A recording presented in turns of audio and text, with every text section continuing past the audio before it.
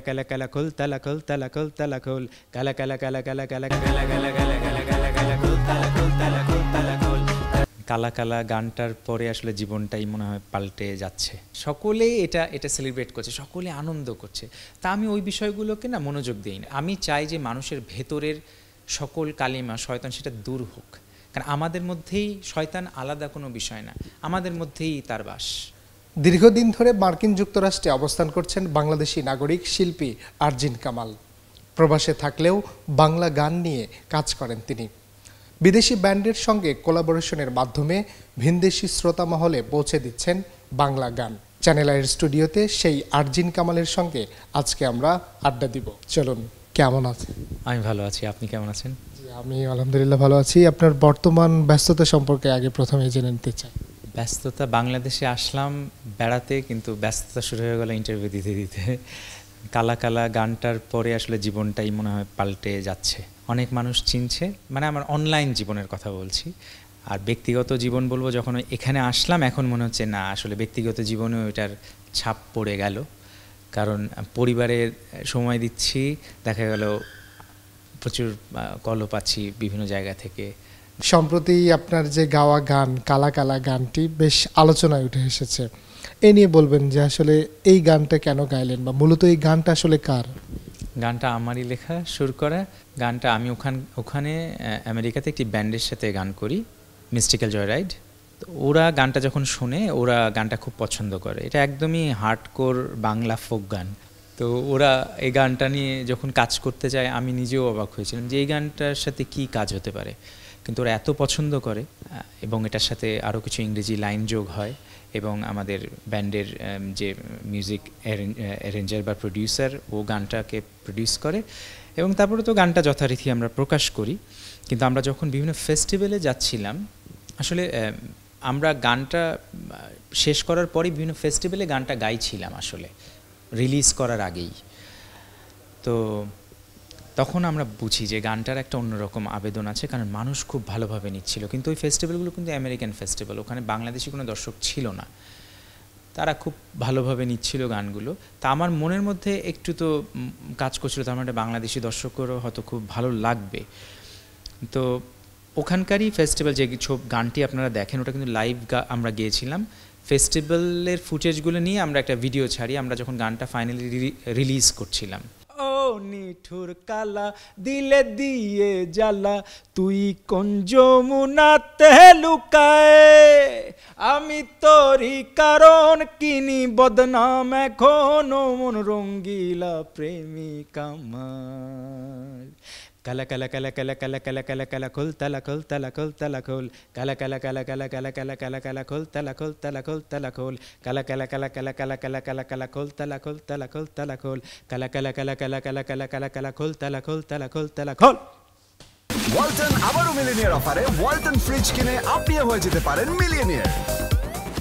যুক্তরাষ্ট্রের দর্শকরা কি পছন্দ করে আপনার এই গানটা পছন্দ করলো?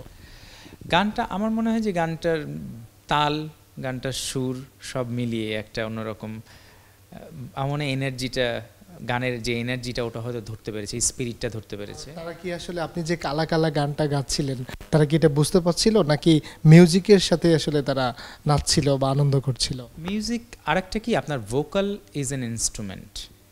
আমি বুঝি যে, কারণ দেখেন কালা কালা কালা ওই জায়গাটা তো মানুষ অবশ্যই ওই জায়গাটাকে একটা অন্যরকম আন্দোলন তৈরি হচ্ছে। কিন্তু এই যে আমি যখন গাওয়া শুরু করি ও নিঠুর কালা, আপনি যদি আমার সাথে আসলে কোনো শোতে ওখানে দেখতেন, আপনি ওখানেও ওরা সব চুপ করে ওই জায়গাটা, এখন ওই জায়গাটাকে মিউজিকটা একদম কমে আসে, তারপরে গানটা আমি ধরি।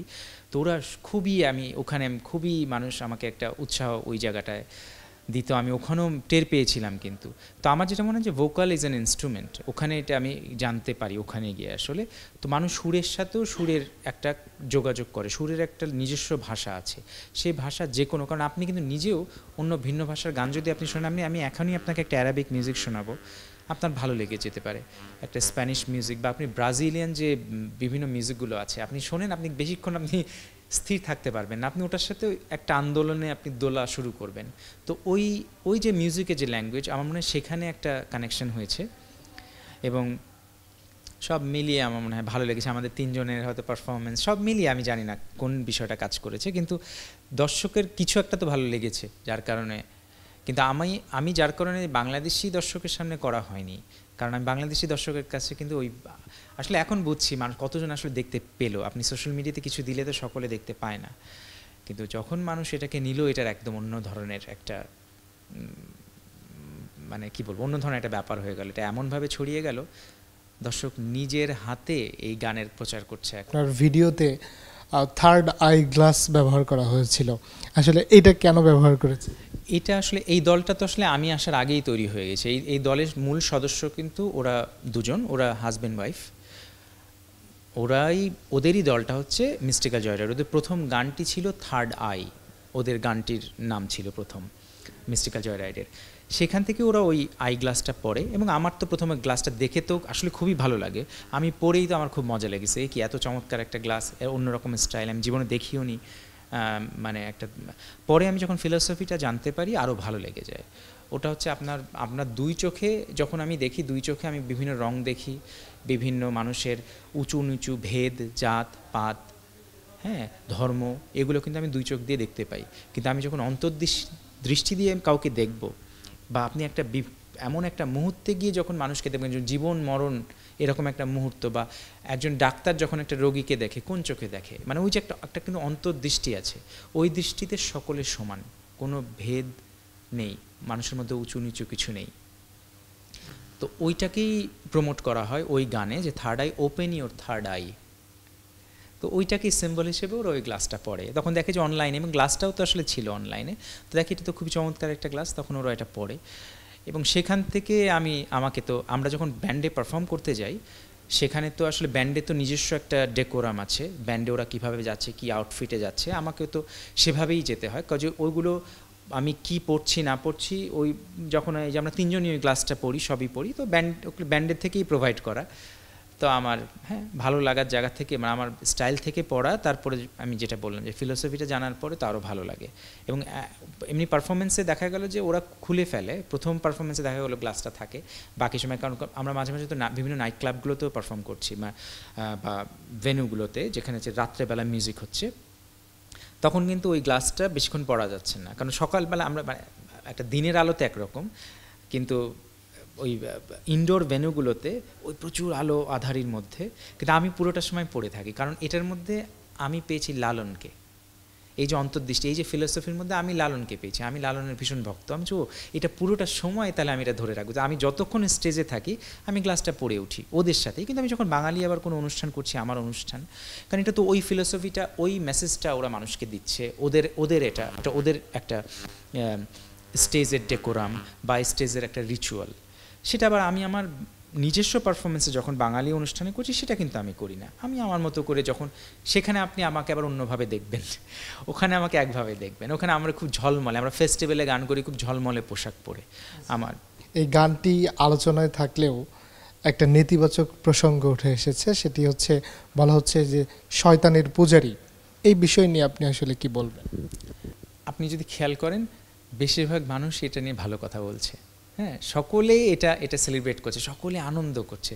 তা আমি ওই বিষয়গুলোকে না মনোযোগ দিই না, কারণ দিন শেষে আমি নিজে জানি যে আমি কি মানে যেটা যে পূজার, আমি চাই যে মানুষের ভেতরের সকল কালিমা শয়তান সেটা দূর হোক, কারণ আমাদের মধ্যেই শয়তান আলাদা কোনো বিষয় না, আমাদের মধ্যেই তার বাস।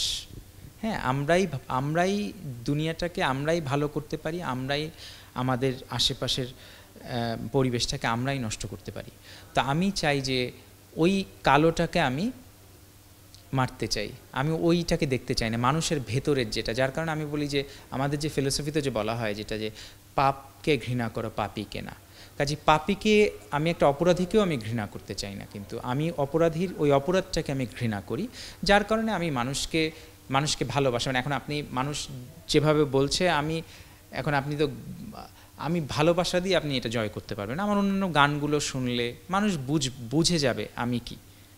আমার গান শোনা, যার আমার প্রতি আগ্রহ আছে, তার কিন্তু আমার গান শুনলে সে জানবে যে একে দিয়ে কতটুকু কি সম্ভব, কি শয়তানি সম্ভব একে দিয়ে। আর হচ্ছে যে পূজা যদি করতেই হয়, সে তো ভালোবাসার পূজা। আপনার মানে আপনি যেটা হচ্ছে যে আপনি যেটা মানুষকে আমি মানুষকে মানুষ হিসেবে দেখি, আর যার কারণে যেরকম তাকে নিয়ে আমি তাকে জাজ করি না। ইভেন যে যদি অপরাধীও হয়ে থাকে আমার কিন্তু তাকে বলার কিছু নেই, কারণ এই জন্যই বিভিন্ন ইনস্টিটিউশন তৈরি হয়েছে, জেল বলেন, পুলিশ বলেন, হ্যাঁ, আইন আদালত, এগুলো তৈরি হয়েছে, এগুলো তাদের ব্যাপার। আপনি যখন গান পরিবেশন করেন তখন দেখা যায় যে আপনার পোশাকগুলো জরি মাখা, জরি পোশাকগুলো কেন পরেন? জরি ভালো লাগে কারণ এটা ফেস্টিভ্যাল। আপনি দেখেন আমরা যখন বিভিন্ন রকম ফেস্টিভ্যালে যাই, গায়ে হলুদের অনুষ্ঠান বা যে কোনো অনুষ্ঠানে যাই, আমরা কিভাবে যাই, আমরা কিন্তু অনেক রকম জড়ি কিন্তু আমরাও পরি। এখন ওইখানে জড়িটা আমি কিভাবে পরছি, আমাদের পাঞ্জাবির মধ্যে জড়ি থাকে, কিন্তু তো ওখানে আমি যখন ফেস্টিভ্যালে গান করতে যাচ্ছি, এটা খুব সহজেই একটা ফেস্টিভ একটা মুড তৈরি করে নিয়ে চলে আসে। এবং আমার গ্লিটার খুব ভালো লাগে, আপনি দেখবেন আমি ফেসেও গ্লিটার পরি, কারণ আমার মানে আপনি সাথে সাথে আপনি হাতের মধ্যে একটু মুখের মধ্যে জড়ি মেখে ফেলেন, এটা একদম মনে হবে যে একটা উৎসব হচ্ছে একটা, কারণ কি এটা কারণ মানে গ্লিটার তো ওটা অনেক রকম স্পার্ক করে, ওটা বিভিন্ন আলো নেয়, আলোটাকে ছড়িয়ে দেয়। এই যে আপনি একটা আলো নিচ্ছেন, আলোটা ছড়িয়ে যাচ্ছে, এই যে একটা আনন্দ, এটা আপনি সামনের পরে যে থাকবে তারও দেখে খুব ভালো লাগবে। আপনি আয়নার সামনে দাঁড়িয়ে থাকেন, কেমন লাগে দেখতে সুন্দর করে, ওইটা যখন ঝলমল করছে, ওটা ঝলমলের বিষয়টা আনার জন্য এটা আমার ভালো লাগে। বাংলাদেশে কার গান বেশি শোনেন আপনি? আমি না গানের থেকে আমি বলবো, আমি মানে শিল্পী থেকে আমি বলবো আমি গান শুনি, খুব গান শুনি, এবং তারপরে আমি এক্সপ্লোর করি শিল্পীকে। আমার গান ভালো লাগলেই আমি শুনি। এই মুহূর্তে আমি এই বলে আসি, আমি আসির আরমানের গান আমার খুব ভালো লাগে এই মুহূর্তে, ইউসুফের গান আমার খুব ভালো লাগে, তারপরে আমি আবার শুনছি স্বরলিপির গান আমার খুব ভালো লাগে, ওদের গান আমি খুব শুনছি। বিদেশের মাটিতে বাংলা গান পরিবেশনার পর আপনার প্রতিক্রিয়াটা কেমন লাগে আসলে? ভালো লাগে। আর আরেকটা কথা হচ্ছে যে অনেকে বলে যে আপনি এই বাংলা গান করছেন, এটা শুনতে ভালো, কিন্তু আমি তো এই গানটাই জানি, তো আমি কি করব, বাংলা গানই তো করব। তো ওটা এমন কোনো আমার কাছে মনে হয় না যে এমন বিশাল কিছু করছি, কিন্তু আমার ভালো লাগে যখন মানুষ এসে জিজ্ঞেস করে ভাষাটা সম্বন্ধে, তুমি কি গাইছো। বিশেষ করে বাংলা গান তো শুধু না, আমি বাংলা ফোক গান করছি ওখানে, এবং মানুষ যে ওই যে বুঝতে পারি তখন যে মাটির কাছাকাছির যে গানটা, সেটার একটা অন্যরকম শক্তি আছে। কারণ এমন আপনি আমেরিকান ফোকও যদি শোনেন, আপনি দেখবেন খুব সহজে আপনি ওটার সাথে, এবং নিজে আমি কিন্তু খুব আমেরিকান ফোকও শুনি, খুব সুন্দর তার সাথে মিশে যেতে পারবেন। তো এই গানগুলো যখন আমি করছি, এটার মধ্যে একটা আলাদা সোল এটা পাই, এবং আমার তখন মনে হয় এটা আমার আইডেন্টিটি, কারণ এই গানটা কিন্তু আমার মাটি থেকে আসলো। বাংলা সঙ্গীত নিয়ে আপনার ভবিষ্যৎ পরিকল্পনা কি, বা বাংলাদেশে যদি গান করার সুযোগ থাকে তাহলে কি আপনি করবেন কি না? আমার জীবনের পুরো ফিলোসফি হলো আমি সবসময় বর্তমানে বাস করি, যখন যা হচ্ছে সেটা নিয়ে আমার ভালো লাগে, কাজে ওইভাবে আমি পরিকল্পনা করি না।